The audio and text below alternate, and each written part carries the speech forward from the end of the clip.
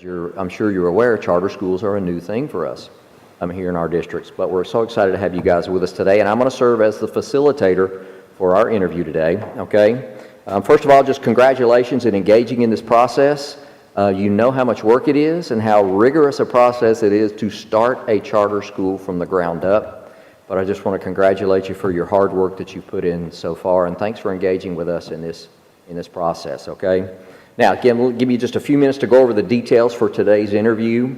We're going to start, well, it's going to last about 90 minutes, at least that's our goal. It's okay if we go a little bit over, because there's a lot of information that we need to understand, okay? Then we're going to start with just brief introductions. The committee will introduce themselves, thank you. Will introduce themselves and give you a little bit of an idea of what their role is on the team and what their role is here in Rutherford County. And then we're going to ask you to do the same, if you don't mind. Just kind of give us your name, and then I'll give you some other things that we want to hear from you too in just a minute. Then we'll take about 70 minutes or so to go through the questions that we have prepared ahead of time. And again, if that doesn't go exactly 70 minutes, that's okay as well. And then we'll finish up with a little 10-minute wrap-up where you can ask questions, and we'll talk about what the next steps are in the process for you and us as well, okay? Now, I assure you that the entire interview committee has read your application, and it was a lot of reading. You guys really put a lot of work into that, but we have read it, and we're going to ask you some questions on it, and it may sound like from the questions that we haven't read it, because you may think, well, it says that in the application. Well, that's okay. The purpose for this is for us to hear you talk through it and clarify our thinking to make sure that we're thinking the right things, because as oftentimes interpretation can be lost in the printed word, and we need to hear you talk through it, okay? If you would, try to designate a primary respondent for each question. Like I had told some of you a minute ago, if you're in the audience and you respond to a question, it'd be great if you would step up to the podium so the recorder can pick you up through the mic. We don't want Dr. Sager to answer every question. We want to hear from you guys too, because you all play an important role in this charter school development, okay? Expect to spend about 2 or 3 minutes, maybe 2 minutes, answering each question, because we've prepared about 78 questions, sorry. And some of those are multi-part questions, so I apologize if we try to rush you or cut you off a little bit, but that's in the interest of making sure we get to every topic we need to cover, because there's a lot of things that we don't understand that we need to hear from you, okay? But feel free to ask for clarification if you don't understand a question. That is perfectly fine, okay? So let's start with introductions. We'll start with us up here. I've introduced myself, so let's start down at this end with Dr. Ralston, and if you guys would just introduce yourselves and talk about your role here. Hi, I'm Annie Ralston. I am the coordinator of special education in Rutherford County Schools. I'm Ann Haley. I'm the elementary coordinator for Rutherford County Schools. And I'm Barbara Powers, and I'm the middle level coordinator for Rutherford County. I'm Claire Maxwell. I'm currently on the Rutherford County School Board. Hi, my name is Victoria Fowler, and I'm a parent serving on this committee. Me. My name is Shannon Kaywood. I'm the special projects accountant. I'm Trey Lee. I'm the Chief Operations Officer. I'm Kelly Goostree. I'm the principal at Browns Chapel Elementary, 21-year principal, and I opened that school, so I have kindred spirits with all of this. I'm Kyle Nix, and I'm the principal at Christiana Middle School.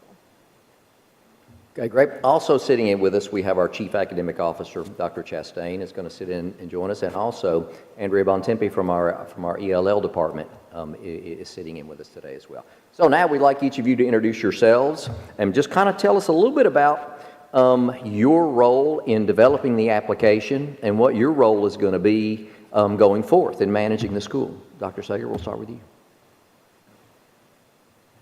Well, good afternoon. Again, we are excited to be here with you all today. And I want to start off with a little story.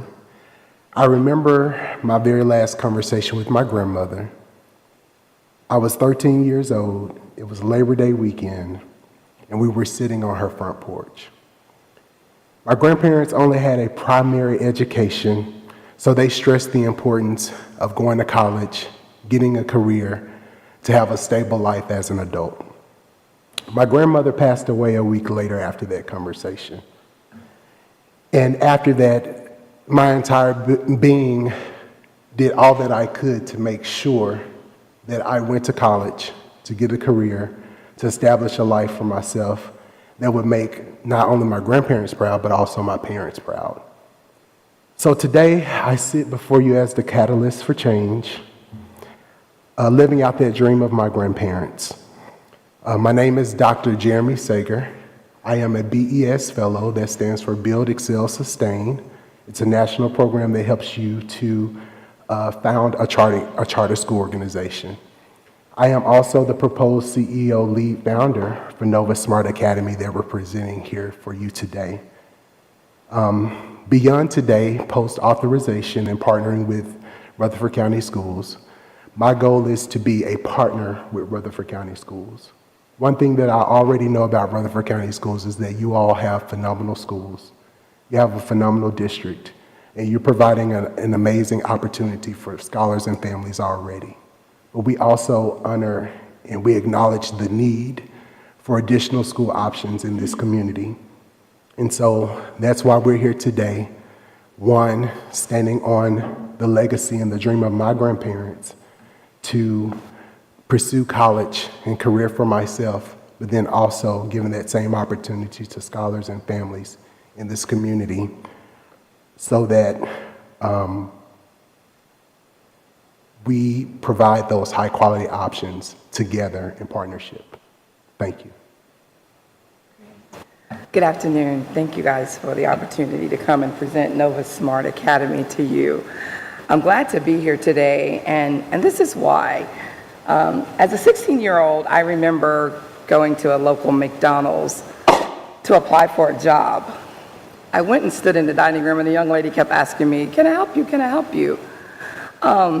And so I was really looking at the menu board like, I can't decide what I want, but I really didn't have any money. I was really there to apply for a job, but I didn't know how. It was my first job. Fast forward today, I bring to you 45 years of experience from that local franchise McDonald's, where I am a franchising officer, and I franchised those restaurants that I stood in front of not being able to apply because I was so frightened. So I franchise restaurants to folks all across the country as they become owners and run a McDonald's restaurant. I'm Paula Collick, and I am the proposed chair for the Nova Smart Academy. And the reason I want to do this is because I believe in the mission. The mission is to bring forth not just college graduates, because I wasn't a college graduate. Mine is the career path. I chose to work at McDonald's, and that's where my career path started. But today I was able to work through McDonald's and get my degree from McDonald's. And so the mission statement says that you can either bring your college experience, we can give you college experience, or you can take the career path. And so between Jeremy and I think we have experienced both of those. And it's been a really big part of why I'm here today. And we just believe in the positive impact from both of those that it brings to society and to the kids that go to the school. We, together with the team a robust of executives and professionals that sit behind me, and educators who come forth with just a knowledge of experience that's going to help support Novus Academy. And we believe in it. We believe in the learning experience, and we believe that it's a new culture of care, and that's the experience that we want to bring to the table, and that's what we are grounded on, and that's what we want to lay our foundation on. Thank you. You can come up there if you want.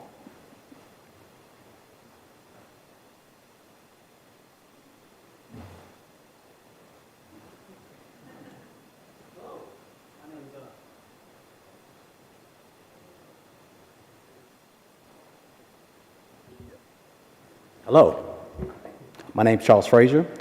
I am a lawyer. I own a firm here in Rutherford County, and we practice tax and estate planning work. I am the proposed vice chair of Novus Smart Academy. I chose to be a part of Novus Smart Academy because of the part of the mission statement where we're going to help our scholars foster a love for learning. That is something that came to me late in life. I just can't imagine how far I would be had I got that at an earlier age. So I welcome you guys' questions, and I'm going to turn this off like I know what I'm doing.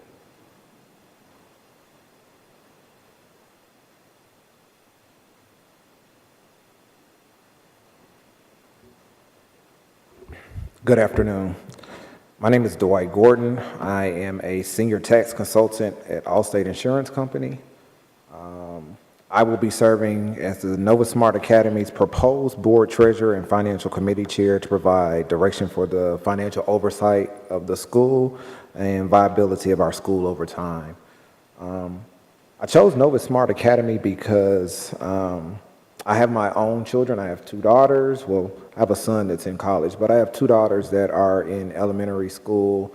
One of them is going to high school in the fall, and they attend charter schools or a charter school in Davidson County. The charter school is very heavy on its curricula as far as to prepare them for not only high school, but to prepare them for college. Having seen their growth and development just from kindergarten all the way up through, one is in the 8th grade and one is in the 7th grade, it's something that I strongly believe in. It's something that I feel like that Nova Smart Academy is preparing to bring to Rutherford County in partnership with you all, and that's one of the reasons that I chose to be a part of this board and a part of this committee.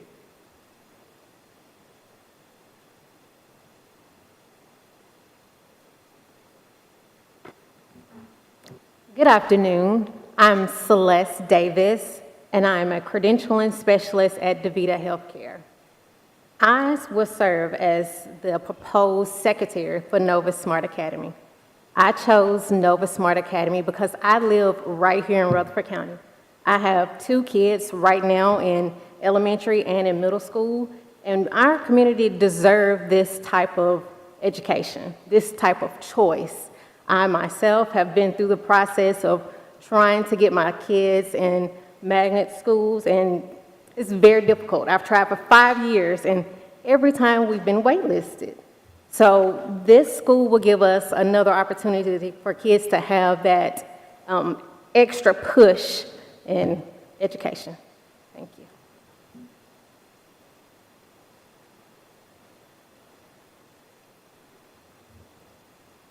Good afternoon.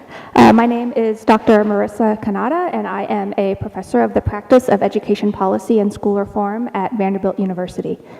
One of the things you asked us is our contribution to the application, and I will serve as the board's proposed academic chair to chair our academics committee, and that reflects my expertise around education. As a professor at Vanderbilt, that's also kind of the parts that I have been really focused on in the application and this process. I chose Nova Smart Academy because I believe all children deserve a rigorous and high-quality academic instruction, academic learning opportunity. And I also believe that we should support all of our students in being contributing members of society and really making an impact on their society. And I think what Novus is going to do both of those things, and I'm really proud and thankful to have the opportunity to talk more about that with you today. Thank you.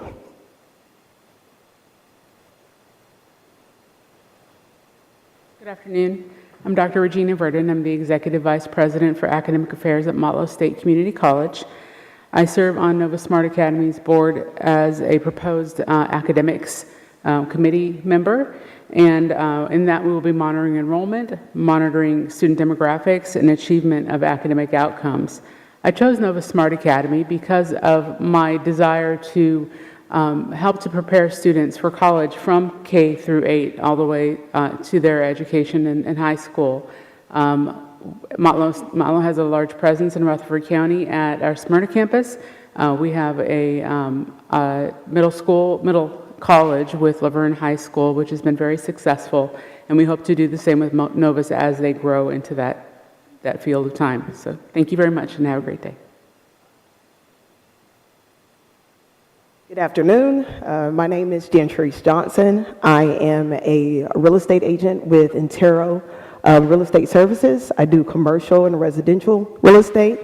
I am serving as a proposed development chair. I also serve on the facilities task force. I chose Nova Smart because I'm a resident here.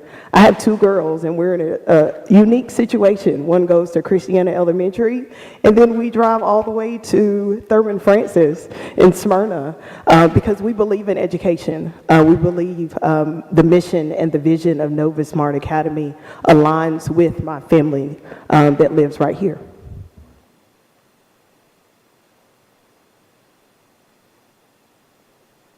Good afternoon. My name is Brian Bradshaw, and I am the Executive Director of External Affairs and Associate Pastor of Ministerial Development at a local church in Nashville, Tennessee. I serve as a member of the Nova Smart Academy's proposed Board of Directors in the area of public relations. And the reason why I chose Nova Smart Academy is because after looking at the vision and the mission of this charter school, this proposed school, I found that this is a mission and a school that is progressive in that it will aid all of our future leaders to be the best that they can be. And I believe that this school will aid and come alongside of Rutherford County schools to assist in that area.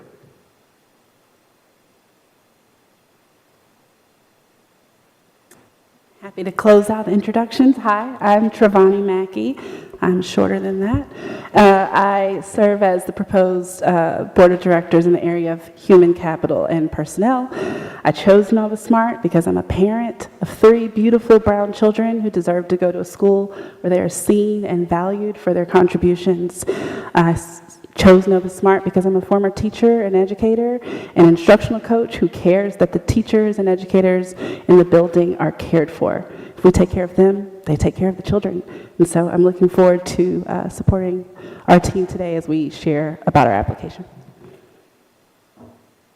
Well, thank you all very much. And now let's move into the question phase. And again, anybody is welcome to answer the questions they want to. We want to keep our answers as brief and refined as possible, so don't feel like you have to elaborate a lot because certainly your application does that quite well. So here we go. Let's start with a few introductory questions. First of all, what do you see as the greatest strength of your application?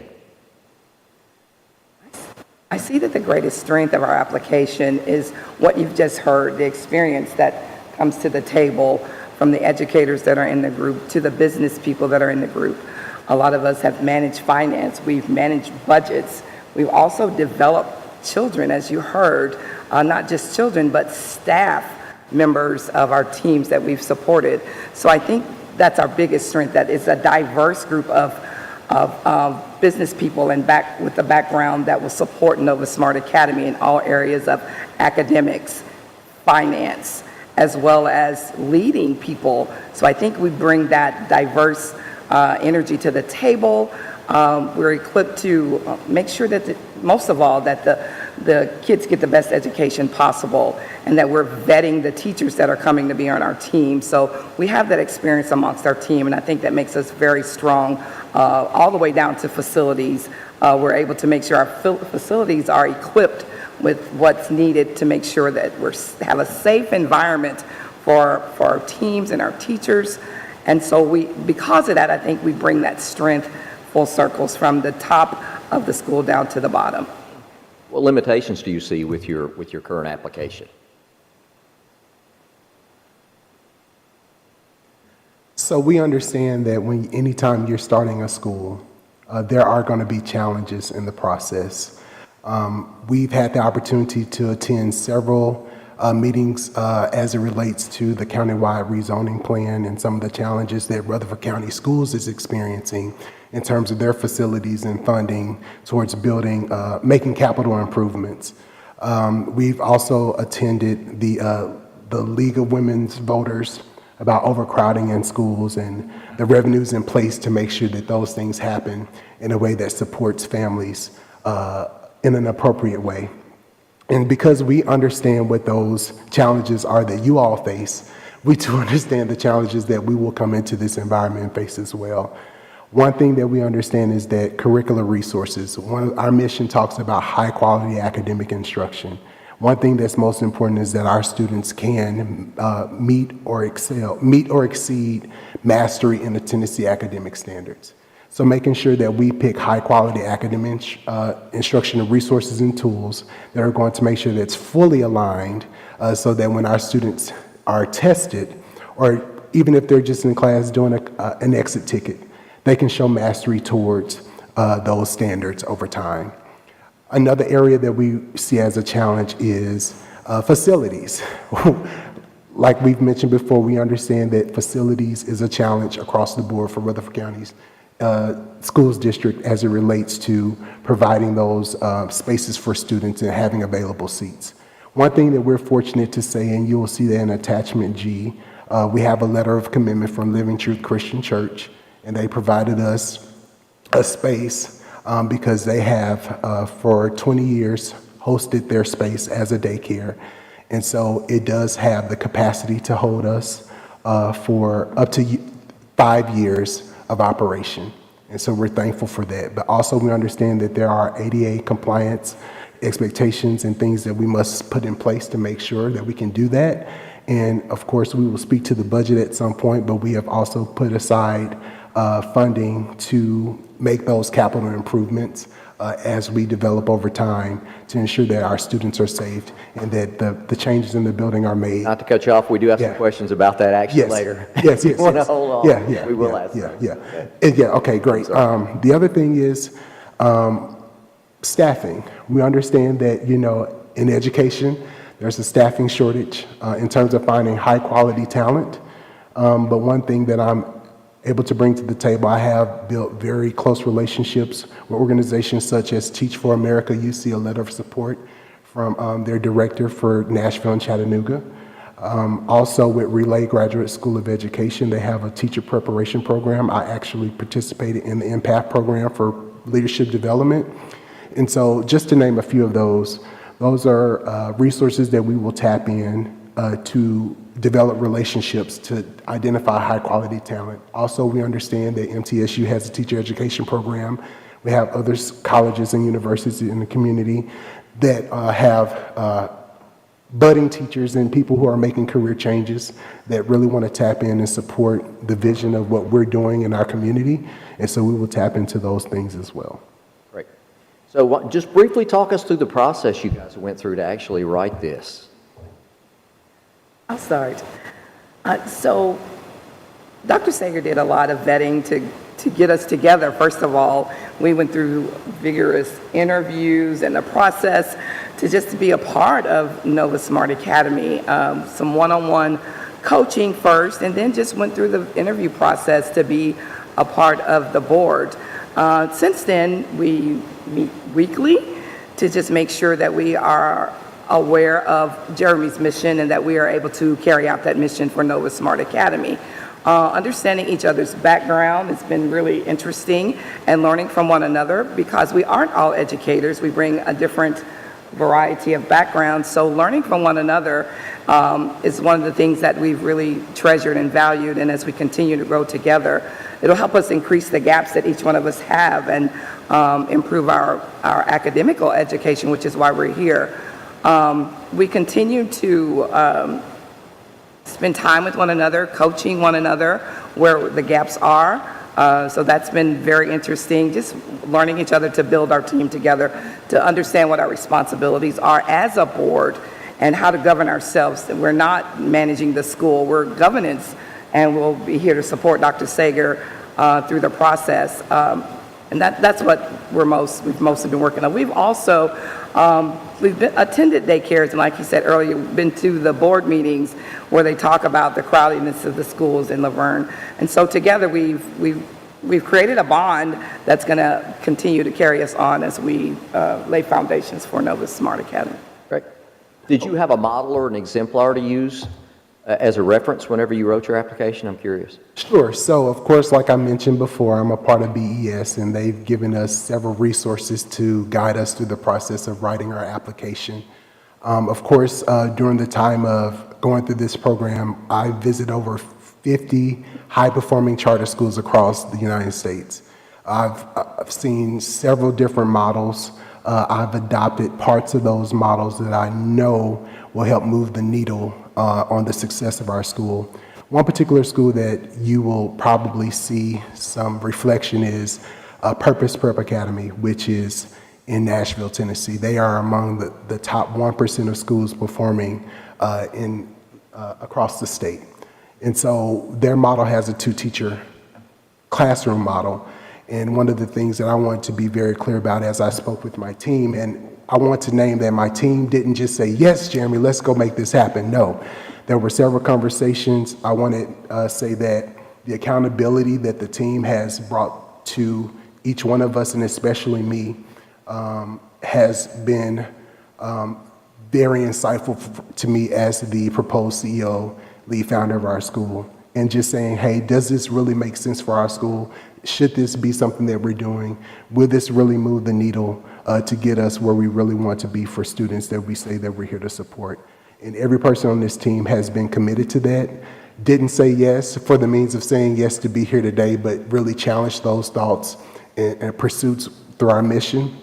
But just having the experience of visiting these different schools and having the opportunity to learn and grow and develop in the areas of academics, in the areas of governance, finance, and development, all of those pieces have been very critical to the development of our charter application today.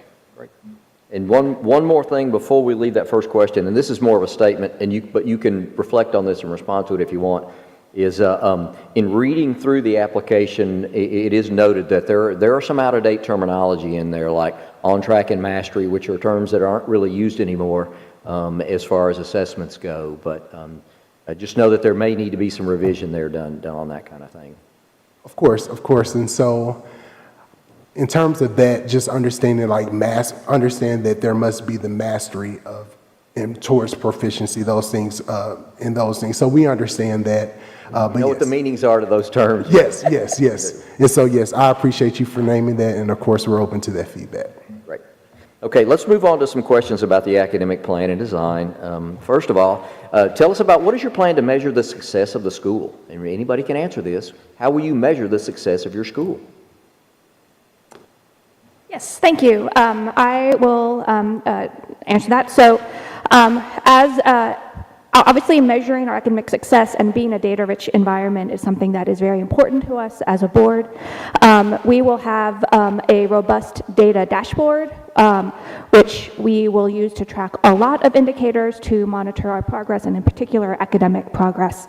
On that data dashboard, we will, of course, have the state assessments, which are our primary academic goals that we are achieving, but we'll also have our interim assessments. In particular, we plan on using the NWEA assessments as well as the STEP assessments. We also will be tracking things like enrollment to ensure that we are meeting our enrollment targets, things like student and staff attrition, because we know those are also important indicators of a successful school. And also things like behavior and suspension and those types of measures. Excellent. So can you tell us a little bit about, or explain why there's an absence of a true TVOS value-added goal in the plan? Most of your goals that appear to be reflective of achievement themselves in that on-track or mastery level. What about a goal for growth in TVOS? Well, clearly we want to be a level 5 school in all that we do. That's our highest academic achievement. But in terms of why we're setting the particular goals is we believe every student should have available to them a high-quality academic curriculum. Every student should be expected to meet high-quality academic standards, and so that is best reflected in the level of achievement, which is why we want our students to be meeting those mastery goals. So I love your goal to be in the top 5% of all schools in Tennessee. How do you plan to measure that? What measurement are you going by when you determine, hey, we're in the top 5%? Yes, so just to elaborate on your goal, there is a growth measure in place, and so we did take time to review the academic model framework that talks about the different metrics that are set with the state, but then also that's followed by Rutherford County. And so we are going to make sure that we have a metrics. In terms of deciding how we're going to determine how we're going to get there over time, Of course, we're going to have interim assessments. These assessments are going to be aligned to Tennessee academic standards. These standards will show us the projections of how are our students doing over time in terms of leaning towards mastery of these standards over time before we even get to the 10 ready assessments. And so we will have those natural benchmarks throughout the year. The other part of that is that we don't want to wait until we take the 10 ready assessment and then that's just the diagnosis, whether we did it or not. We're going to take those benchmarks, those interim assessments, and then also those, we have a very intentional response to intervention as it relates to academics and behavior, because we understand that sometimes there are behavior challenges that impact academics, and we want to make sure that we support students holistically. And so yes, we do have a measure in place, and we will make sure that we are tracking growth and achievement for all scholars, because there's an opportunity for all students to show success, whether they are proficient or whether they are showing growth from one assessment to another. Okay, so during the first year, kind of talk to us about how are you going to decide if the school is doing well? During that first year, that's tough to do. You talk a lot, and your goals are great to analyze after students have been there for 3 years. That's certainly reasonable and fair. How are you going to decide after that first year whether you're being successful? Yes, so as I said, we will have a robust academic dashboard. We will meet monthly as a board, and at every monthly meeting, we will have data reports to review the academic progress. We will have interim assessments that will allow us to assess over time. In particular, we will have things like the STEP, which will also can be used in earlier grade levels. And so those are some of our interim metrics. And then also in particular things that we know are the kind of antecedents to high academic success, such as tracking daily attendance. If we know students are not coming to class every day, then that's also an indicator they are not learning the things that we want them to be able to learn. What about after 3 years? What's going to make you a success after 3 years? Well, the ultimate goal obviously will be the TN Ready assessments. Those are our ultimate metrics. So that those are which will begin obviously in grade 3. And just to add to that, Dr. Kanata has spoken really well on these things. I think just being able to see our development over time, we do understand that there will be growth areas as a school. We understand that there will be things that we will have to work on. We do have a plan in place that will hold not just the school-based leadership accountable for the things that have to be done, but then also we have the governance expectations that will hold to make sure that we have met the accountability measures. And so, of course, the foundation of everything that we will do will focus on academics and making sure that we do not sacrifice the success or the implementation of our school model to get students where they need to be in terms of like academic performance and growth. The other parts of that is we want to make sure that from a fiscal management perspective that we also have measures in place to be sustainable over time, and that any decision we make financially is in commitment to the promise that we made to the scholars and families in our school. And so again, the foundation is a strong academic commitment, getting them ready for college and career. But then the other part of that is making sure that we're coaching and developing our teachers and our team daily so that they can deliver on the mission that we've promised to our families.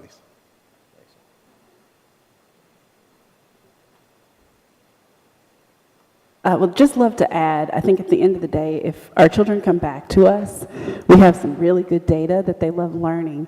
When we're looking at K-3, that's a very critical time to establish a love of learning.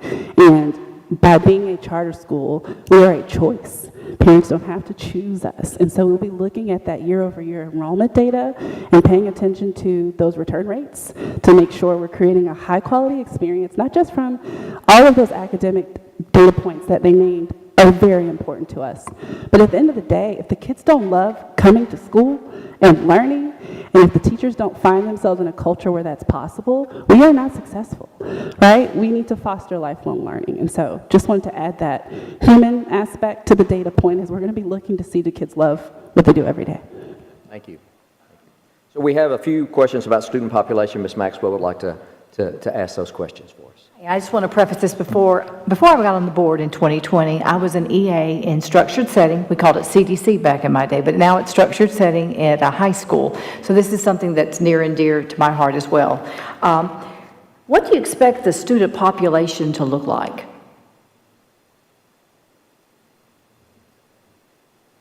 Thank you for that question. We very much want to serve all of the children in Rutherford County, and in particular, our focal area is in Laverne and Smyrna. And so when we look at the population of elementary and middle schools in those areas, we see we expect our school to reflect that larger population. So in particular, we see that while, for example, the percentage of students with special needs varies by school to school, it kind of centers around 9%, while the students who are English language learners also varies, kind of centers around 23%. And also, right, the economically disadvantaged kind of varies from school to school, but also centers around 21%. So those are sort of where we're sort of benchmarking what we might expect for the population of our school. We do have some contingencies in place if there are certain special populations that are above those percentages. So for example, we do have contingency in place if we need to hire an educational assistant, if there is a student who might need some one-on-one support. How do you plan to recruit minority, ED, ESL, and special needs students? We have a pretty robust marketing plan, and as we've reached out, we've had over 350 parent and community engagements, and that's ways that we're trying to reach different populations. We're reaching out to many different community organizations that reflect many of those populations. In terms of particularly English learners, we have marketing materials that are in both English and in Spanish so that we can reach multiple families with different multiple languages needs as well. Thank you.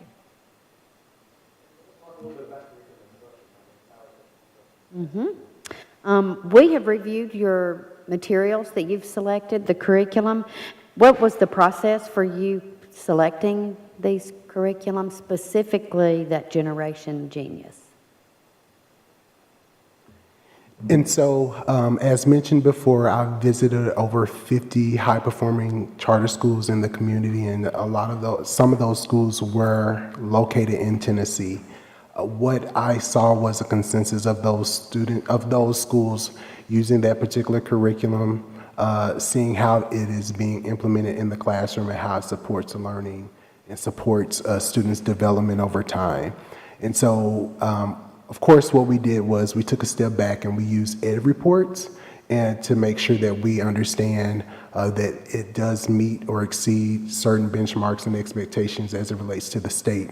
We also understand that each district has a list of qualified curricular resources that can be used and that has been deemed as necessary or acceptable, if you will, to be used or implemented in the school district. So one, looking at the success rates of schools that we've visited, but then also looking at ed reports and using that as a guide to help make decisions about our curriculum resources and choices as well. All right. And in what ways is your academic program innovative or different from those that we use here in Rutherford County? Yeah, that's a really important question. A couple of key things that I wanted to point out. One is that we are having a two-teacher model so that students will experience two teachers in their classroom.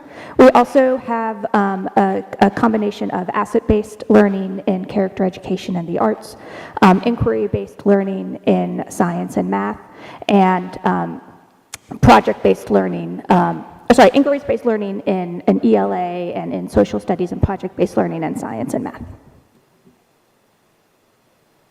And just to add to what Dr. Kanata shared, the rationale for the two-teacher model is the curriculum resources that we provided is very specific in providing small groups instructional time, also with blended learning opportunities. And so knowing how students are, especially young learners, if you release them into a small group or on a computer, anything could happen.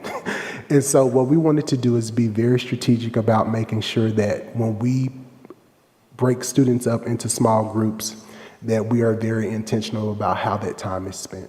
And so there will be opportunities for direct instruction during the lesson, but then also we will break students up into smaller groups so that they can be on their prescribed learning paths using IXL in our core subjects, which has proven to show growth for students over time.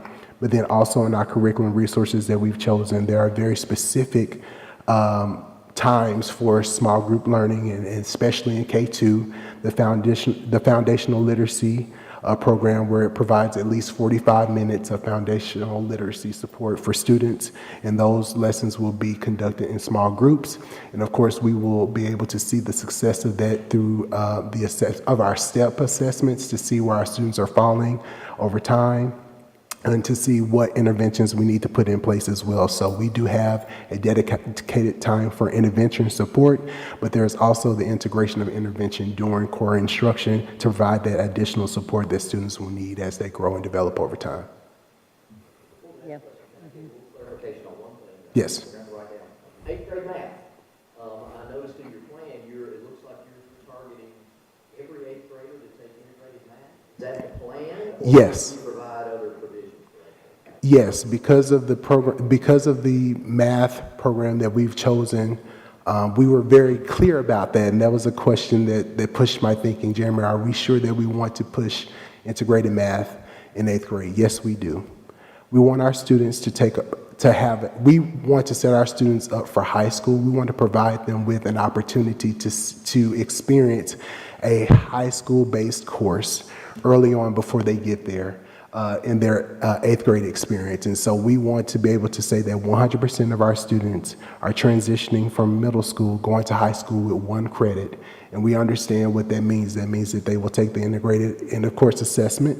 We also understand what supports that we will have to put in place to make sure that they're successful in that classroom, which is why in our middle school grades, you will see that there's a 2-teacher model in the ELA classroom and the math classroom. And it's not just to monitor their accountability in terms of meeting expectations in those small groups, but it's really to take a moment to step back, allow students to engage in the project-based learning opportunities, and really engage in that conceptual learning and understanding, so that when they get to integrated math 2 and they're having to take physics, they feel a bit more comfortable in success in high school. Yep, so just to clarify, every 8th grade student will basically skip the 8th grade math, but they'll all take the integrated and take that EOC, even your special ed students? Yes, every student will take this. Okay, that leads us into a little bit of this next question. What is your plan for working with students who are not meeting expectations, and what will be seen happening during those intervention blocks? We will have, obviously, we will have a robust RTI2 plan that might make sure we are monitoring the progress of all of our students, and if appropriate, students might be moved into a Tier 2, for example, or Tier 3, depending on what is appropriate following that procedure. And we will have an intervention that is aligned to their particular needs that kind of is identified through that RTI2 process. And then, so that's one part of our approach to personalized learning and intervention. We will also have, as Dr. Sager just mentioned, all students will have access to online-based personalized process through IXL. All right, and in looking through the difference between Tier 2 and Tier 3, there didn't seem to be in the plan a clear difference between those two. Could you elaborate more about what would be the difference between that Tier 2 and Tier 3 class? And so just to elaborate, there is a difference, but what we are doing is we're providing a blanket of time on Monday through Friday. Every student will participate in 45 minutes of response to intervention for academics. Whether it be Tier 1, 2, or 3, we believe that there's an opportunity for enrichment for Tier 1. For Tier 2 and Tier 3, the difference is that we want to provide additional time. We know that Tier 3 provides more time, and Tier 2 does not have as much time, but we wanted to go ahead and level out the playing field and be more equitable across the board with our response to intervention time. As it relates to Tier 2 and Tier 3, the difference is the resource that we will use based on the needs of our students.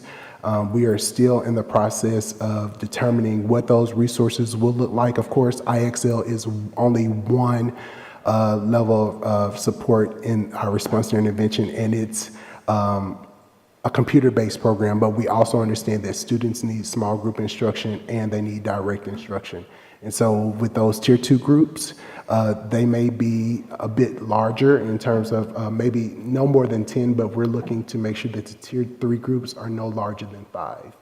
Because we want to be very specific about how we're supporting students. And as we think about, when we look at the data, we will group students based on their capacity of learning at that time and make sure that the lessons are tailored to their needs. And then of course, with the progress monitoring, Tier 3 students will receive weekly progress monitoring. Tier 2 students will receive bi-weekly progress monitoring. And then, of course, our Tier 1 students will receive those benchmarked progress monitoring to see if there needs to be changes over time.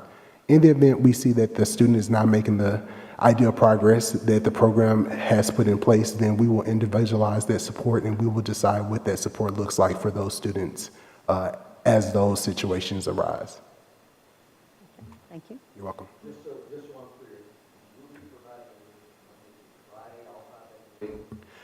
So yes, so Monday through Thursday, there is a dedicated block for intervention.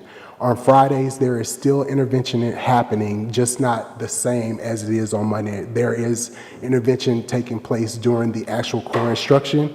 As you can see with the small groups, because of the number of minutes spent in every core subject, there's an opportunity for intervention to take place during those times in those small groups. So that's where their additional intervention time comes in on Friday. Okay. I apologize. I violated my own rule by forgetting to turn my microphone on.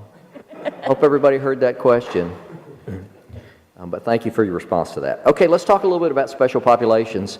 One member of the committee who is our federal programs director and works with special populations is out of town this week, so I'm going to kind of ask the questions that he wanted me to ask and keep us in mind. First of all, talk to us about those English language learners and just give us kind of a brief rundown of your plan for working with them. What's that going to look like? So one of the most important things, of course, is making sure that every student is known, loved, and respected. And when they come into our schools, especially as an English language learner, some of them will come to us not being able to speak English.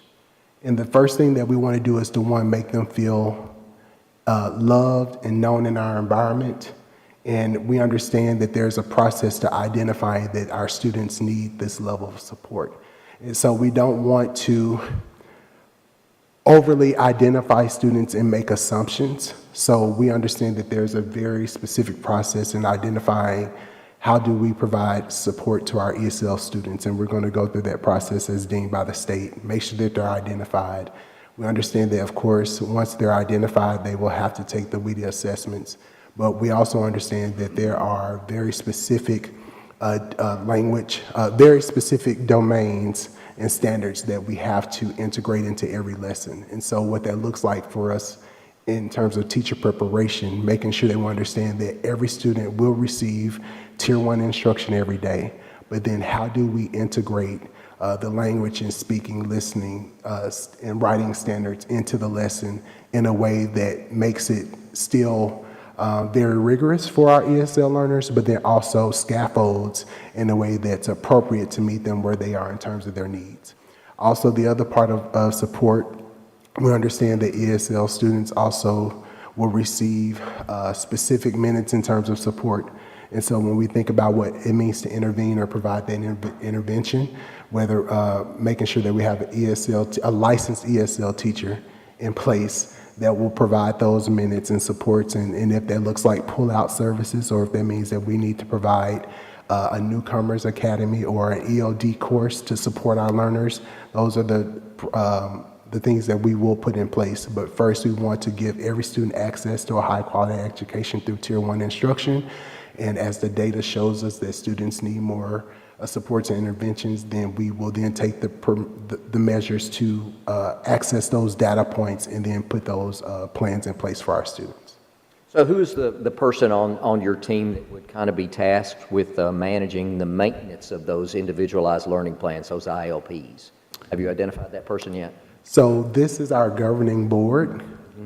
They govern the oversight of the school in terms of academics.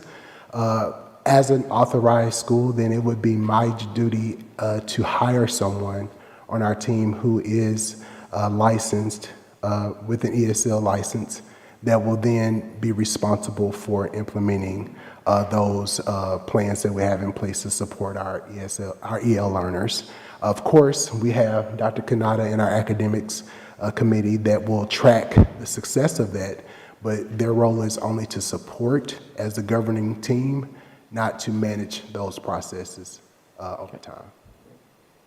I know your application talks about this, but I'd like to hear you talk about it. What is your plan to communicate with families whose first language may not be English?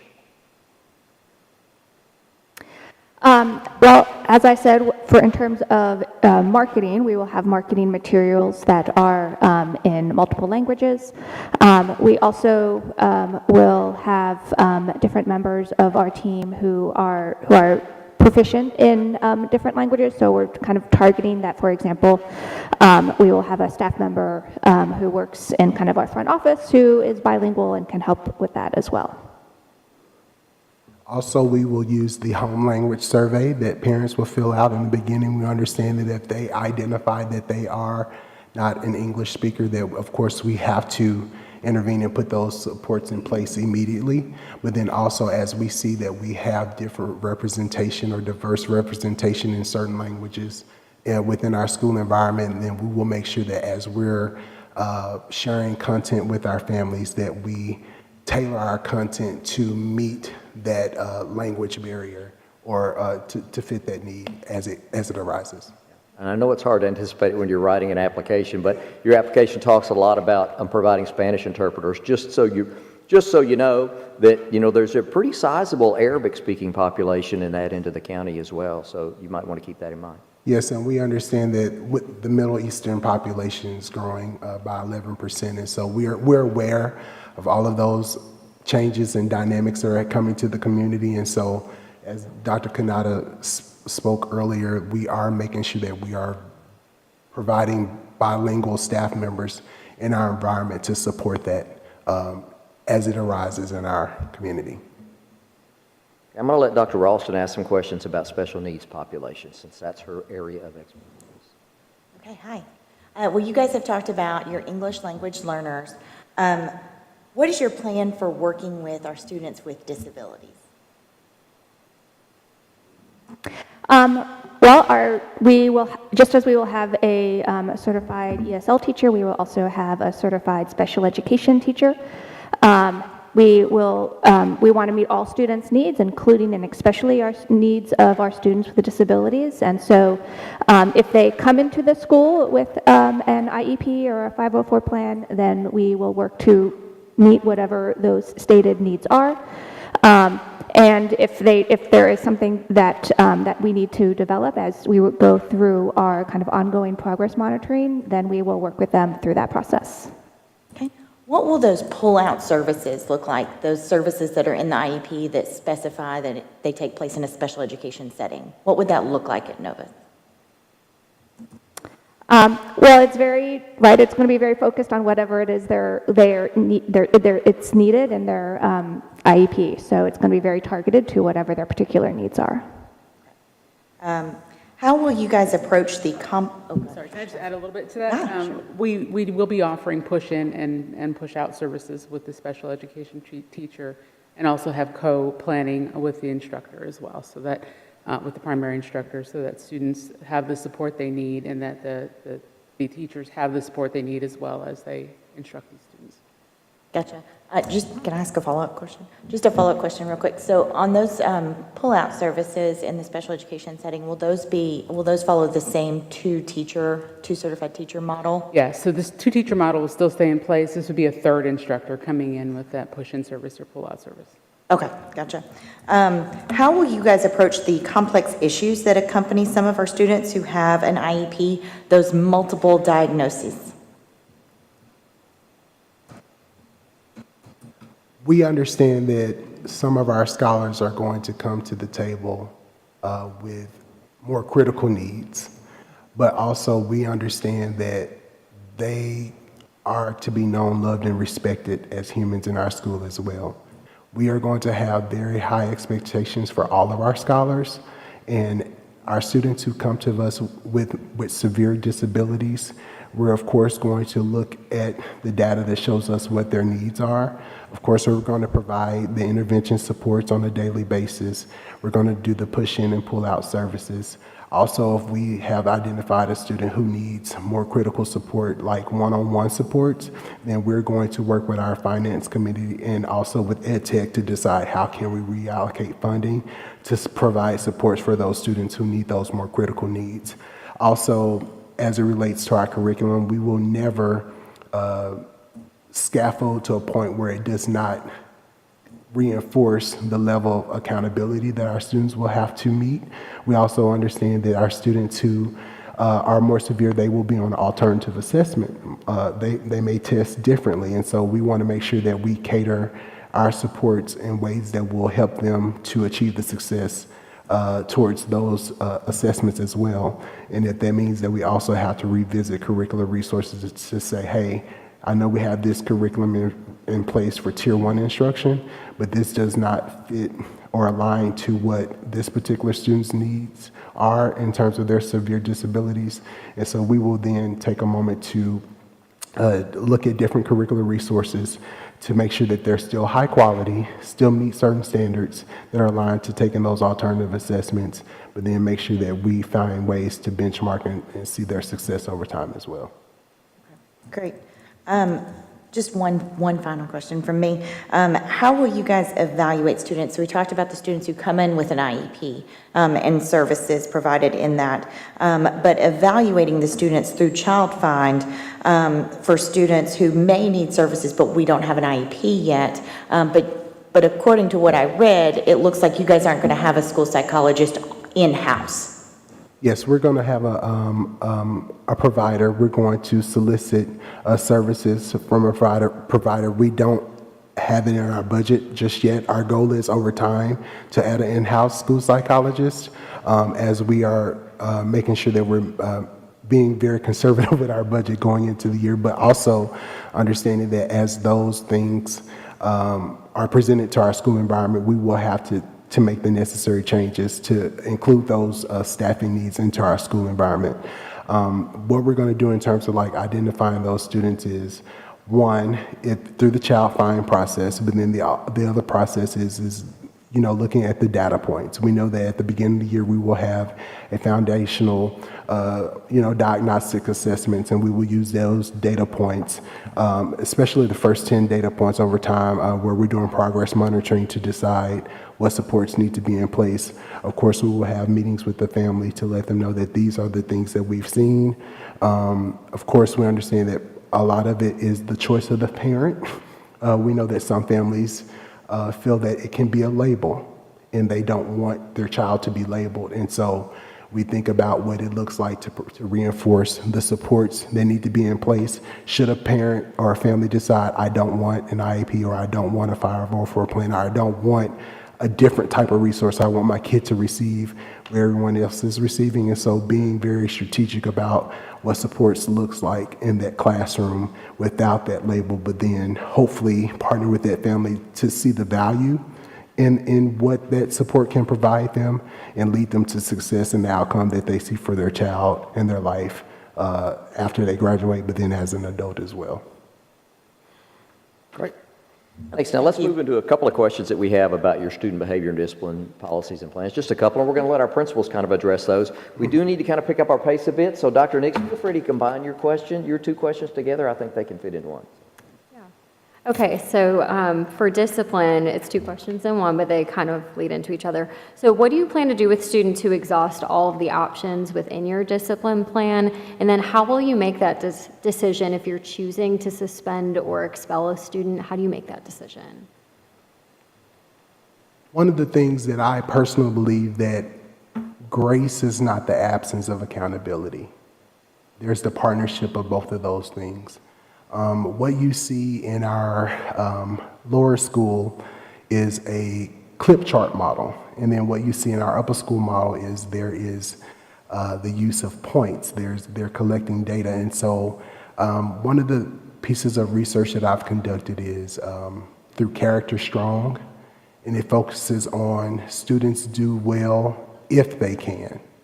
And so we have to take a step back as adults and understand that sometimes our students have deficits and challenges that they don't understand. And sometimes we as adults are triggers to those challenges and things that they don't understand. And so through collaborative problem solving, that will be a tiered resource that we will put in place for our students. And so the answer is never to suspend a student for an offense. The answer is to do a root cause analysis. Hey, I noticed that this is happening to you in class. I noticed when I asked you to have a seat or to stop talking, your response was XYZ. Why did you respond that way? Understanding that students need to have a voice at the table to express how they feel, what's happening. And a lot of times their behaviors have nothing to do with us. It's factors outside of us. And we have to take a moment in all of the hustle and bustle of school, teaching, taking tests, all of that, we still have to take a moment to step back and level the playing field with a student and see them as a human, which is why a major part of our school model is character education, to focus on the heart, because we know if we focus on the heart and take time to get to know them as a person and help them work through their challenging behaviors, then we will get to their minds. And so the goal is always to assume the best and positive intent of every student. We do understand there will be certain behaviors that are suspendable, and hopefully not, but there are behaviors that would require an expulsion as well. But that most times will be our last resort after we've done our due diligence to do all that we can to support students through their behaviors and their challenges, working with families as a staff and as a team. And then if we get to that point, we will talk about what that process looks like for our families and how we can support them through that. Because at the end of the day, if they're not in school, they're missing instruction. And so we need to make sure that we do all that we can to make sure that every kid is in the classroom learning every single day, and not just for the sake of achievement, but also for the sake of character development. Okay, thank you. What evidence is there that your method of discipline will be effective with the anticipated student population? And then follow that up with telling us about your training and experience in RTI-B. Yes, and so I acquired my doctoral degree, and the study was teacher perceptions on collaborative problem solving. And one thing that I learned is that when students have a voice, when they have a choice, they're willing to take a moment to step back and listen to what you have to say. They're looking for advocates. They're looking for people who care. They're looking for people who will take a moment to take a deeper belief in them than just to teach them a lesson. And so a lot of that has to do with the research that I've done as a doctoral student with collaborative problem solving. Just here recently, I attended a professional development on Character Strong, and the focus is really building relationships with students. So in the first weeks of school, we're going to focus on really developing strong relationships with our students, getting to know them. Of course, we're going to engage in academic work, but the majority of that time is going to be spent getting to know our students, getting to know our families, understanding what challenges that we can see early on, but then not make assumptions. And so that's the foundation of the work that we're going to do. In terms of success that I've seen, I worked as a dean of instruction at a school in Memphis, Tennessee. We actually implemented the collaborative problem-solving model. Before implementing the program, we had several disciplinary issues. We had an increase in student suspensions. After implementing it, of course, we went through some roller coasters, and what we saw that there were teacher perceptions that were not for, but what they needed was more training and support and development. And in my research and doctoral work, I named that teachers need consistent training and development during the implementation of this program for it to be successful. The other part of it is that students show that they appreciate having a voice at the table, having choice, but they also saw opportunities to advocate for themselves, advocate for others, but then also hold themselves accountable. We went from students blaming others to coming to the table, say, yes, I did that. I know it was a bad choice on my part, and I believe my consequence should be this. And there were times we were like, okay, well, we agree. and so just being able to have a leveled conversation with a student, we've seen the success in that through the collaborative problem-solving model, implementing this character strong model for character education and social emotional learning support. It really works. The additional level to that is providing that same support to our adults, because how can we ask them to implement something and then we don't provide that same implementation or level of support for them who are reinforcing these values and expectations in our school. And so that looks like community circle for our adults, and research has shown, especially with Valor Collegiate Academy, that by providing opportunities for adults to step back from the work and engage in meaningful conversations, it provides a level of psychological safety. And so that will also contribute to our sustainability with our staff over time. Okay, let's talk a little bit about parent and community engagement. I know you've addressed a lot of these already, but our board member and our parent volunteer have some questions for you that they want to ask on that and recruitment and marketing. So if you would, ladies, go ahead. And, well, my first question is actually a three-part question, so to expedite things, I'm going to ask all three of it. Okay. What efforts have you made to build relationships with the community to date? What partnerships have been solidified? And are you aware of the Boys and Girls Club partnership already in place with another charter school?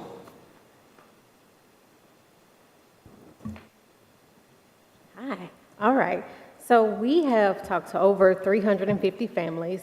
We have made connections with over 35 child care centers.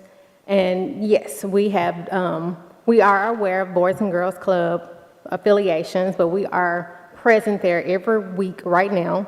And we also have partnered with Carpe Artista, that they have a letter for us and support. Yeah, that's it. And then we plan on, we're going to be visible in the community. We already are visible in the community. We will door knock if we have to. We will send emails out and do everything that we can to let people know that we are here. We're here, and you can choose us if you like to. As a follow-up on that, can I ask real quick, is how did you solicit community feedback when determining the need for the school in this intended area? So there were several things that we did. And so just to kind of piggyback on what Celeste is sharing in terms of our efforts, I love to talk, as you probably can see. But like I said, we've talked to over 350 people, and it has been more word of mouth. And so and when I say word of mouth, meaning that, for instance, the reason why Dr. Kanata is on my board is because I ran into her sister, and we had a conversation. And it started off as, hey, would you like to be on my board because her sister is in finance? And then she was like, well, I think that's great. We definitely need the school, but I have someone else I need you to talk to. And so there's just been like a domino effect of like, I talked to one person, they sent me to someone else. And so I've engaged with different members. I have had board members to invite me to certain members. I've attended the Smyrna Rotary Club meetings with Charles Frazier. I know that I've attended different meetings, the Democratic Dinner Party, and of course, we're not choosing a side, but I've attended the Democratic Dinner Party and connected with different families there. I've attended the MLK Breakfast Celebration, attending different events throughout the community. One thing we do volunteer at the Smyrna Boys and Girls Club every Tuesday from 3:30 to 5 o'clock to provide academic support. And I'm very fully aware that there is one of the charter schools already approved going to be in that space. In terms of partnerships, we realize that the importance of building trusting and lasting relationships. And one of the things that we've done just last week during Read Across America Week, I went reading across Smyrna, Laverne in a cat in a hat suit to different daycares. And the reason why I'm doing that is because it's not just about saying, hey, bring your kid to my school. No, it's about building a trusting and a lasting relationships with families first. They need to know who I am. They need to see my face. They need to be able to ask me questions before I slide any sheet of paper to say, hey, sign this intent to enroll. Hey, choose our school. Before any of that is being asked of families, it's all about building that trusting relationship and getting their respect and developing mutual respect. So that's been our course of action. Of course, with the opportunity to partner with Rutherford County Schools post-authorization, our plan will become more progressive and aggressive in the sense that we will have a community engagement task force.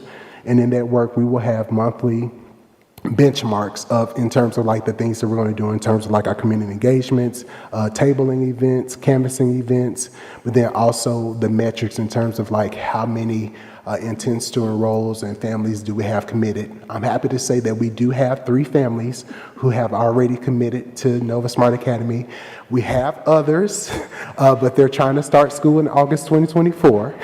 And we've told them that, hey, there is a very healthy and specific process that we have to follow, and we want to make sure that we align and adhere to those things with Rutherford County Schools, and we will keep you updated on those processes to date. Great. Thank you. Thank you. How will you ensure that students from deprived and disadvantaged families have an opportunity to attend your school, especially those with special needs?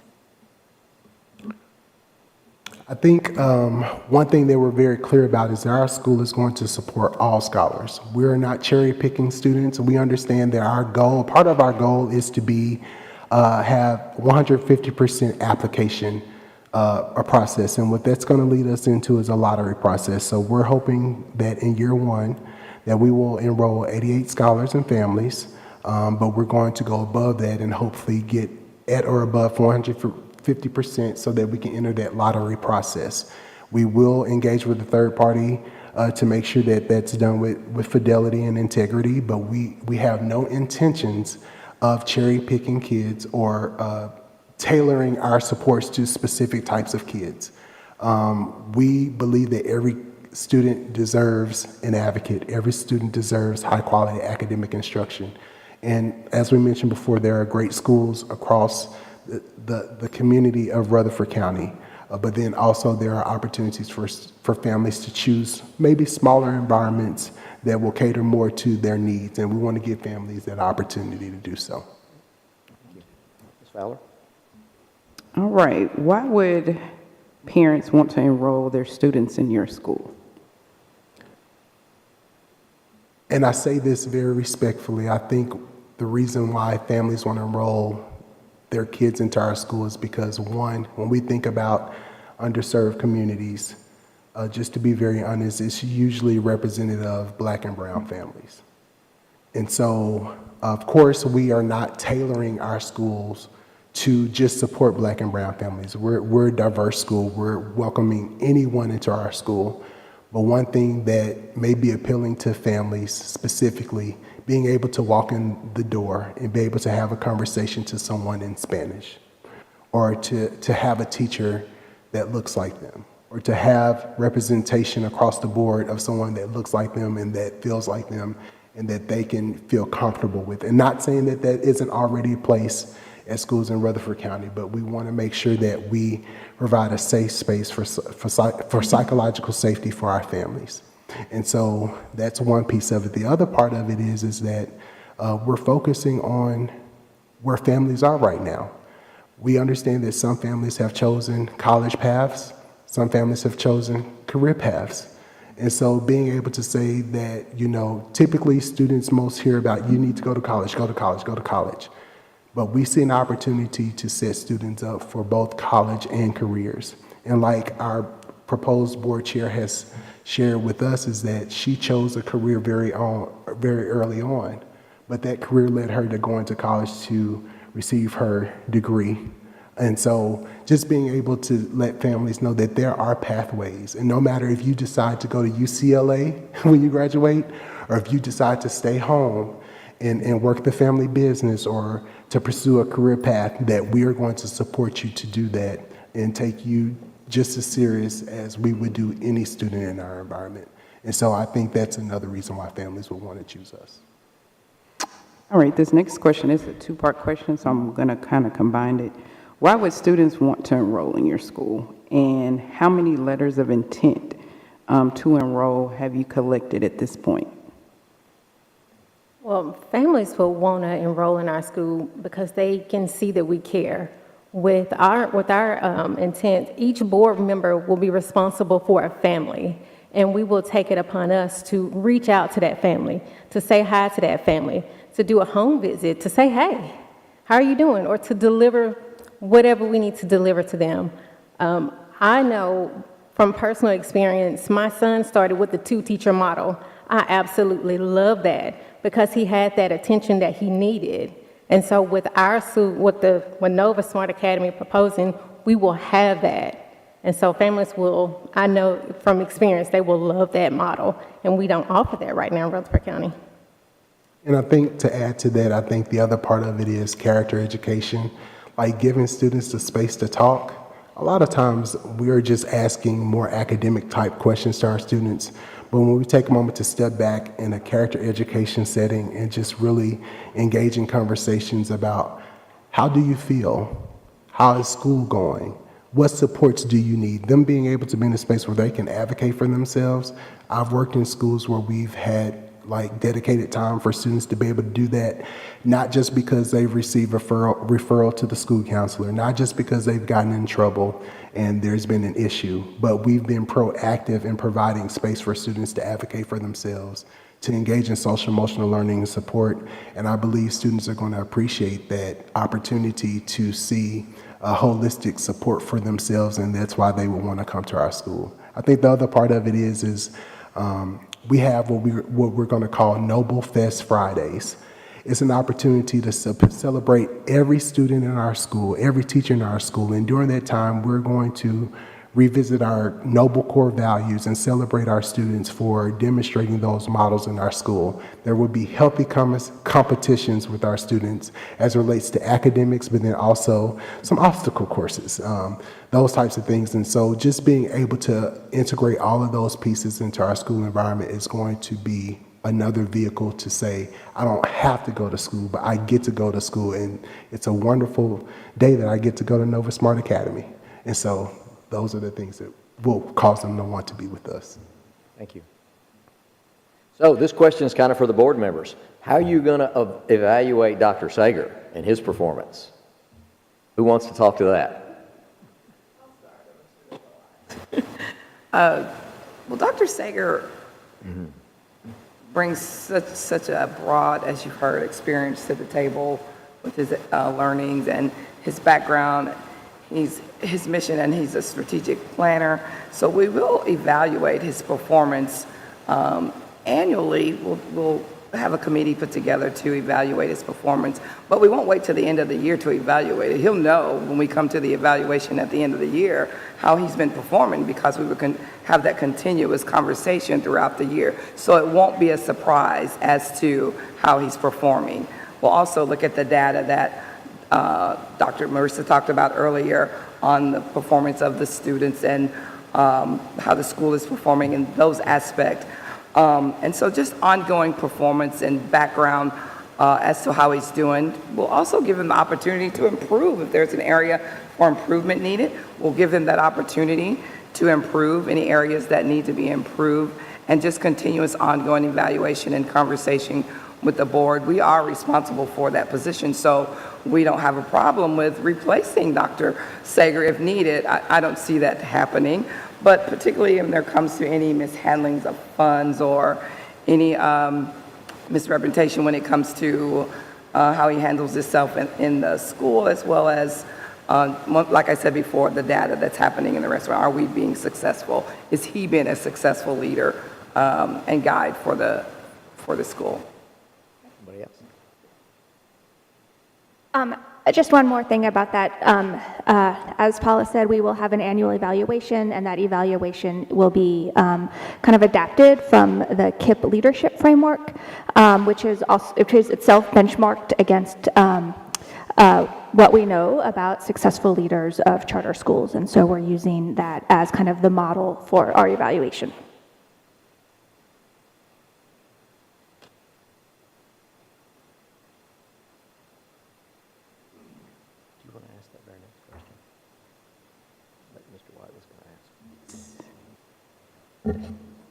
What opportunities, avenues will there be for parental involvement and input in the school's governance?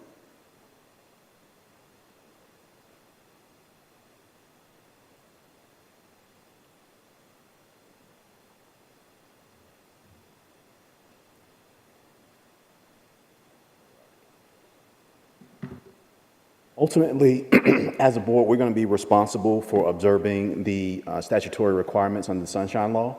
And as such, we would be required to notify parents and the scholars and those families, scholars' families, about decisions that are pending to be made that need or where we want to solicit comments from our families. Ultimately, we understand as a board that what we're doing is for the families, for these scholars. And so ultimately, the school is only going to be as successful as we have buy-in from those constituents. Great. Thank you so much. One more question about leadership, Dr. Sager. Your resume kind of speaks for itself and answers a lot of questions that I would have. But one thing we were curious about is, what is your experience working with kindergarten students? Because that's what you're going to start with, right?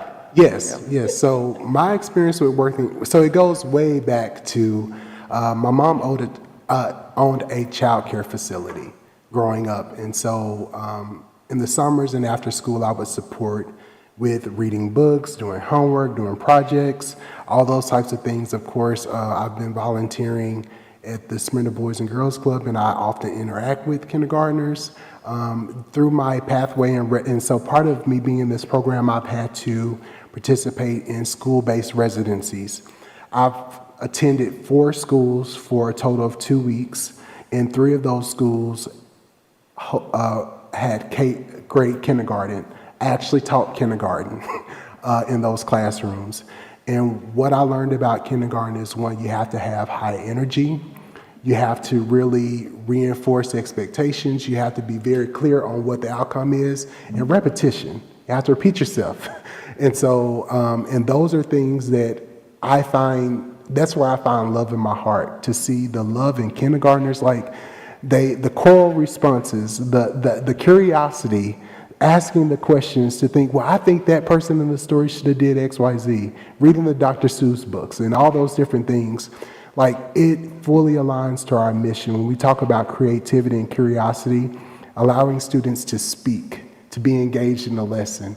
And during my residencies at these 3 schools, I had the opportunity to teach and see the excitement on students' faces as they're learning. And I understand that as a leader that has the majority of my experience in middle school and high school, I understand that that's where my experience is, but then also understanding that in order for you to achieve the high levels of success in middle school and high school, you have to start at the foundation of their learning in kindergarten.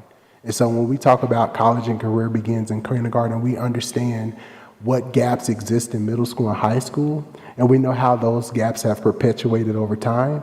And so I feel the accountability to come in early in elementary school and kindergarten to provide layers of support to help close those gaps beginning in kindergarten to support our learners.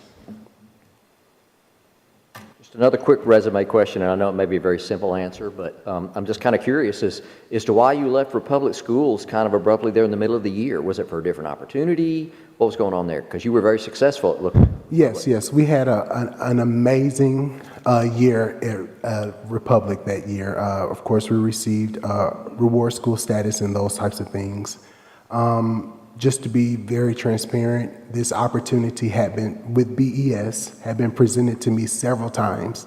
The first time it was presented, I said, no, I'm not ready.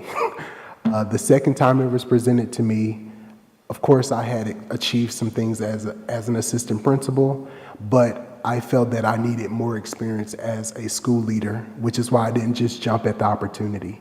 And so experiencing more success as an assistant principal, working at the district level in literacy, and then being in a space to lead a school to success and make that change, and just having phenomenal supports in place from Republic schools, it then became a natural opportunity.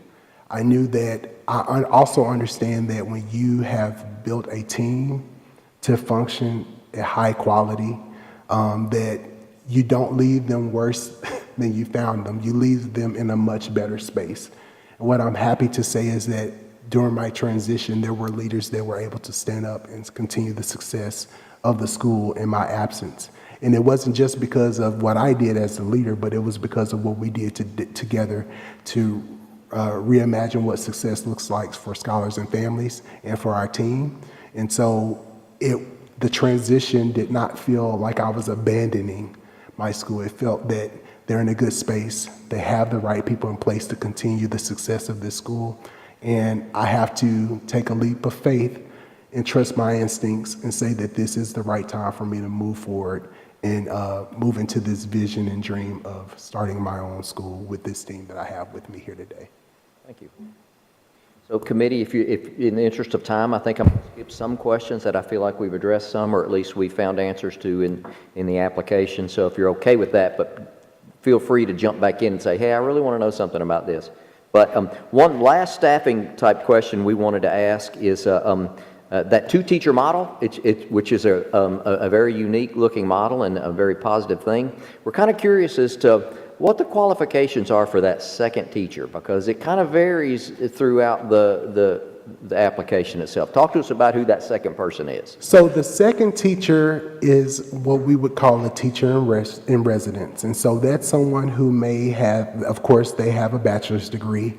They have chosen education. Maybe they've chosen a different career, but they are coming in as a teacher in residence, and they will be in a teacher preparation program. And during that time, we're providing supports like preparing them for their praxis exams and those types of things, but then also giving them lived experience in the classroom with that lead teacher that is certified.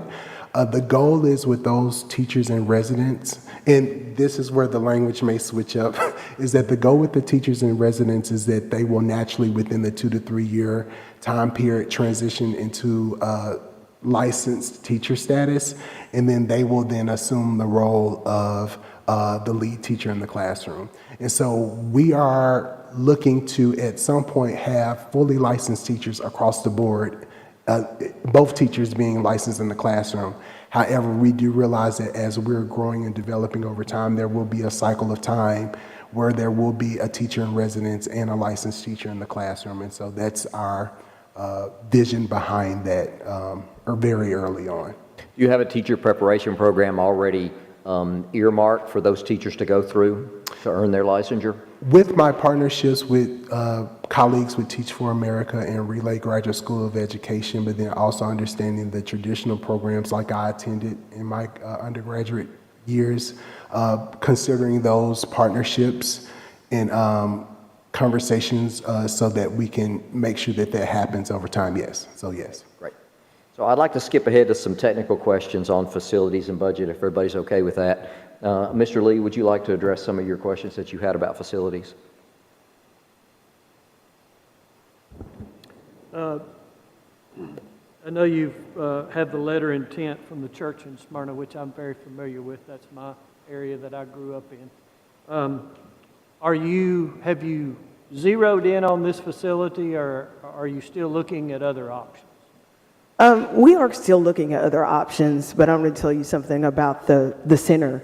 They already have what we need for year 1 through 3 with our progress. If you see on the, I believe on figure 48, if we discuss the number of students, they already have the 15 classrooms that we need to grow into.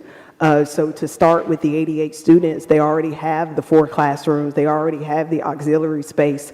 And they've already agreed to some of the things that we know that we need to renovate to be compliant with the state and federal guidelines. So although we are leaning there, we are also open to other options, but that center has been a good option for us. I do know that that facility would need some type of renovations. Mm-hmm. Your schedule, like a lot of my schedules, is very short. Do you have you zoned in on what you want to do, verified that the cost you think is adequate, and have enough time to make those renovations? I'll speak first to that, and then I'll let Jeremy. We have already been in a conversation with Mr. Quick, who is the director of the Tennessee Charter Schools, and also Mr. Dodd, the director of County of Buildings. So we are aware that that building is going to require a lot of renovations. Being in the real estate industry, when you have a timeline, we also have contingency plans. I think you have to have a plan for that. So we already have some planning in place because we already know of the timeline that we are facing. Okay, thank you. In addition to that, Charles Frazier, he partnered me with Brian Hercules, who is the town manager for Smyrna, and one of the conversations that we had was just considering different locations. We understand that there's very limited space in terms of accessibility to buildings, but I literally drive this entire county like once or twice a week just to see, and from time to time we see different pieces of property popping up, but of course we have to make sure that it makes sense for the needs to operate a school successfully that meets these guidelines to be zoned for school. And so one thing that we did verify is that it is zoned commercial. It can be used in terms of like a school facility. We do acknowledge that there will be some 88 guidelines and zoning things that we would have to update and bring up to code for capital improvement and those types of things. But we are definitely keeping our options open. Brian Hercules is going to continue conversations with us. And like she mentioned earlier, Cameron Quick has been very supportive with the Tennessee Charter School Center and helping us to decide what that looks like. Also, we know that the conversation with Dr. Sullivan has been to take students back into the brick and mortar buildings, to get them out of modulars. However, we do understand that at the very last resort, there are steel-based buildings and modulars that are really nice.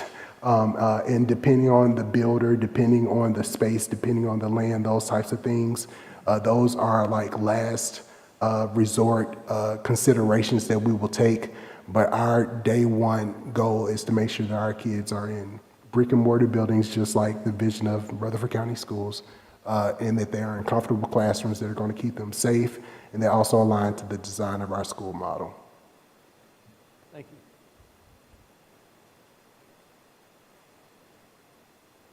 I think we're going to skip that question from Mr. White. Mr. Lee, do you want to ask him about transportation? Yeah, you are one of the few that has offered transportation as a start. It is difficult, and you do have a regular bus and one alternative education bus in your plan and in your budget to start with. And at later time, you will have someone that will be in charge of transportation. How does that look initially, and who's responsible for the routing of the buses? So ultimately, the routes will be determined by need. Ultimately, we understand that our students are going to come from all over the county, and so at some point before we deploy buses, we come up with a plan for the route. Ultimately, I'm sure we're going to be assisted in that endeavor because the plan calls for us to hire professional drivers and service providers to provide those services for our students. We're not totally relying on our own skills in that respect, but what we're going to do is, again, partner with certain providers who can help us after we've assessed whatever the need is to develop those routes so that we can go out. And so I think what we're going to do is to start initially with one bus, and then we're planning to grow that as the need arises. And speaking to what Charles just mentioned, that's the governance-based approach, going through the RFP process to make sure that we get the best bid possible. But then on the school-based level, the goal is to have an operations manager. And that operations manager will, of course, support in making sure that the day-to-day operations on the school-based level are in place in terms of like busing. So like if a bus is going to be late, they will communicate through our system, hey, this bus route will be late, or hey, those types of things in managing what those routes will look like for our families, whether we need to create a route like in a shopping center, or we need to actually go in residential areas or go into an apartment complex based on where our residents and families are coming from to our school on a day-to-day basis. One thing we wanted to be very clear about is that if we're saying we're serving underserved communities, we understand that part of that challenge is transportation most times. And so we can't provide supports just in the school and they can't get there. We have to provide the supports to get there as well. And again, I apologize for taking so much of your time today, but there's just a few more things that we need to know about from you guys. And this is an important question that I need to ask next. Kind of give us your detailed plan to provide for the safety and security of your facility, your students, and your staff. We need to hear as much about that as you can give us. And so one thing I'm proud to say, in the proposed facility that we have in place, there is already a security system installed. However, we know we want to make sure that we bring it up to code and it does meet expectations to date, because the facility as it was used as a daycare is no longer in operation, which is why we were able to secure this space. We are very aware that we must, just like today, we signed in through the Raptor system and made sure that everybody was safe to come into the building. And so we will have a intercom system as families and different individuals are entering the building. They will have to sign in, they will have to submit their IDs, and if we see that there's a flag or a notification to show that that person cannot be in the building, we will, in a very respectful way, let them know that, hey, we noticed something, and for that reason, we can't allow you to provide the service or whatever it is in the building. In terms of families, we understand that with our SIS system, which will likely be PowerSchool, we will have families to update that information in the system. And so a loving, sweet grandmother can't just say, I'm coming to pick up my grandson. If they're not in the system, I'm sorry, ma'am, but you're not in the system and we cannot release this child to you because you're not a parent in the system. And so understanding what we can do and what we cannot do in terms of like those security measures to keep our students safe. Also, we understand that there are certain of course, the camera system, making sure that it's installed and updated, making sure that every door is secured where you can't just enter in and out. Also, we've spoken to the operations team at this particular church location and talked about what is the natural divide in terms of if the church is going to be in operation at any time of day where they're not having to walk through the space to get to their offices. And we made sure of that there is a natural divide and there would be no overcrossing of paths with anyone during the day at the church, and then also with the different programs that we would have during the day or even during after-school activities and those types of things. So we do understand that another level of that is partnering with Cameron Quick at the Tennessee Charter School office, who is going to provide us with additional supports to ensure that we do not just meet the ADA zoning requirements, but then also the security measures that we have in place. Our goal is to also contract a resource officer of some sort. We know that the state of Tennessee has been working towards making sure that every school has representation, and so making sure that we take advantage of that to ensure the safety of our students, not in a way that makes them feel unsafe or on edge, but in a way just to say, hey, this person is here to provide, to make sure that we are safe as a school. Great, thank you. All right, now let's cover the last section we need to talk about is the financial plan. Okay, and Ms. Kaywood from our accounting department is going to ask a lot of the questions that are centered around that. Go ahead. In the first 3 years, what parts of your budget depend on grants and other supplemental funding that has not yet been secured? As far as the first 3 years, I think the only thing that may not be covered in the grants or supplemental funding may be some of the proposed things that we may need to do as far as to bring the school up to accommodation. But again, we've been looking into securing those funds, whether it be through our financial partners, that be Pinnacle, or some of the other areas that we may have to look at securing funding. That'll allow us just to be able to come in and make those necessary changes. But other than that, we've done very well at covering what needs to be done, to be able to hit the ground running from day one. Thank you. My next question is, what is the plan for achieving financial sustainability? Sorry about that. And what are the plans for the $2.4 million balance achieved in year 5? We noticed that you had a large balance, and I didn't know what you were going to use that for. Of course, by year 5, we would like to be in a place where we are serving not just, kindergarten, but, we're looking at trying to go to K through 8. And that is going to require, of course, a very robust budget to not only bring in the students to be able to meet the student needs, but to be able to meet the staffing needs that's going to require also. So that's why you see such a robust or, such a large budget at that time. That's going to take commitment from everyone that you see sitting behind us. It's going to take commitment from going out and looking for resources that may be a little bit larger than the ones we are currently looking at for now in, year 0. But that's one of the things that we've entrusted with not only Jeremy, Dr. Sager, but, also with the board behind me, to be able to go for it and see what is it that we can use to find other sources of revenue. Where can we pick up other sources so that we can be able to basically be entrusted with what is one of the most, to me, one of the most important assets when it comes to a school altogether. We can sit here and we can talk about governance, we can talk about, models, we can talk about all of these other things that have been addressed. But if we do not financially do what our due diligence is as far as the school is concerned, then there's no school. And to add to that, we realized that very early on, we've applied for several grants to the Charter School Growth Fund. We've applied for the New Schools Venture Fund. We've applied for the CSP grant, and originally it showed that we would apply post-authorization, but after a lot of meetings with the state, learning that no, you apply for it before authorization. So we did apply for the CSP funding.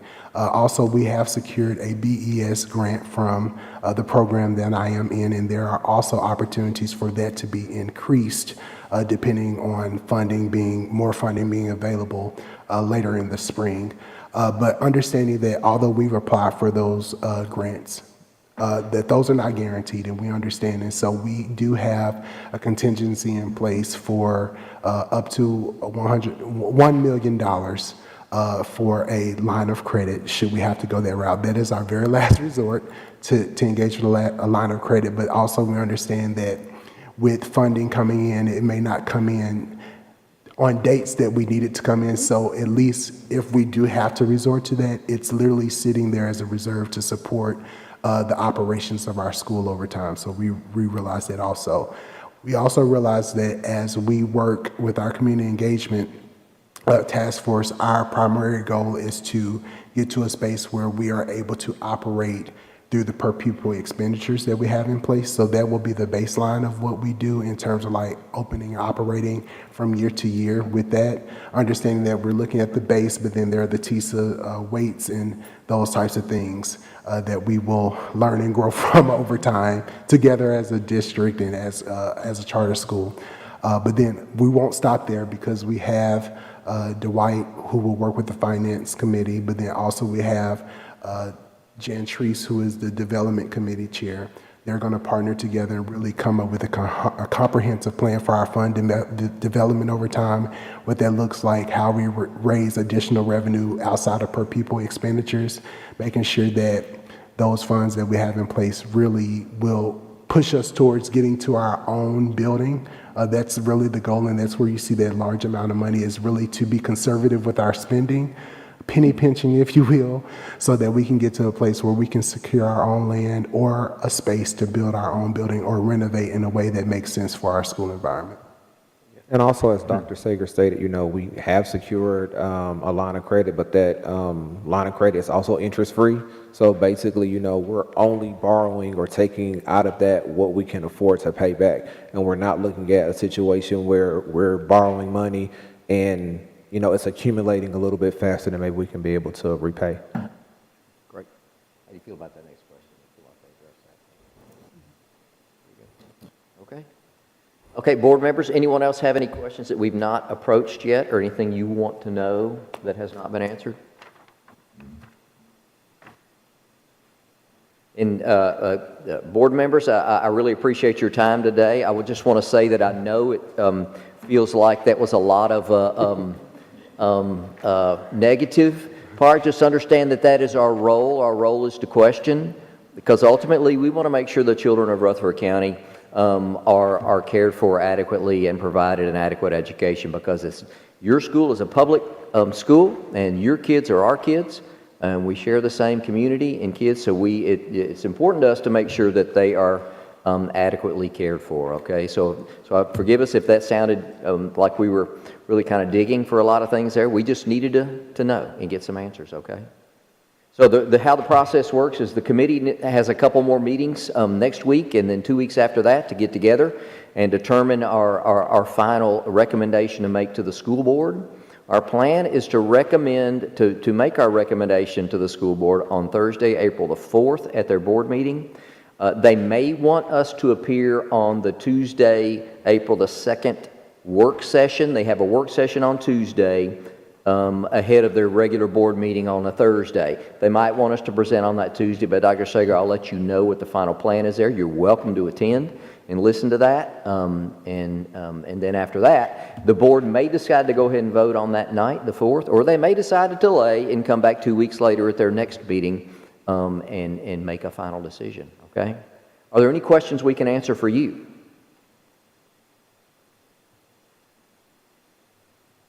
Not at this time. That really clarified. That was my only question, because realizing that we're the only school that presented an application during this cycle, wondering if that was going to speed up the voting process or authorization process. That's what we were wondering. So thank you for sharing that information with us, and we'll wait to hear what the process will be moving forward. But what I would like to say is, first, thank you all for this opportunity. Just being able to listen and to hear your hearts and share, very quickly the work that you've put in here with this county and how you want the best for students and families in this county. Do understand that that's our sentiment as well, to partner with you. We don't think that we're better than you in any way. We believe that there's a need here in this community, and we want to partner with Rutherford County Schools to add an additional high-quality school option for families here. And we just thank you for just entertaining us today and to hearing our hearts and hearing more about our school and how we're hoping to partner with you guys to make that happen. And then I'll turn it over to Paula for closing. Yes. Just thank you for the opportunity to present to you. Just as we go forward, just know it's all about the love of learning and just recreating a culture for children who want to grow and be a part of society and believe in themselves. And that's what we stand for. And that's what the mission is all about. And I think we have a good team to support Jeremy in that effort. And so we're here just as one to just lay a great foundation for Novus Academy. Thank you. Novus board members, again, thank you so much for your time today. And committee members, thank you tremendously for setting aside this time today as well, too. Okay? Well, thank you all very much. Thank you.